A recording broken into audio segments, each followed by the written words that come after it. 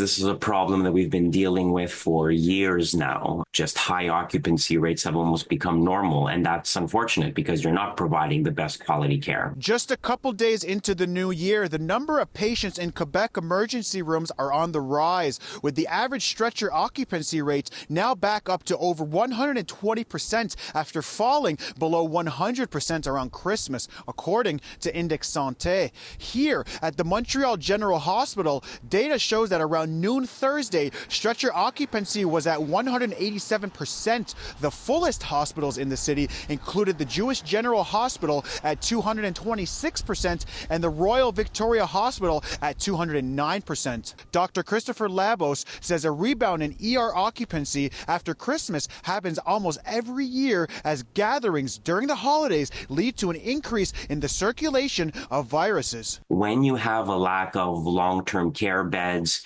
or facilities to get people out of hospital, people end up staying in acute care hospital beds so that you can't move people from the emergency room up to the medical or the surgical wards. So you have this sort of domino effect. Dr. Labos said the overcrowding problem is based on a variety of factors, from a lack of resources to the declining rate of family doctors in the province. Within the last 30 days, the average wait time in Montreal waiting rooms is over 5 hours. Last month, a Montreal man reportedly died of an aneurysm a day after spending 6 hours in an emergency room before giving up and going home without care. If you're going to the emergency room and you spend 12 hours and you don't get seen, I mean, most people are going to say, it's like, well, I guess I'm fine then, right? If they're not seeing me, I must be a low priority, and you go home. But that person has never actually been seen. And that sort of thing has the danger of becoming more and more common unless we fix the underlying problem, which is a problem with access. At the start of the holiday season, Quebec's Ministry of Health and Social Services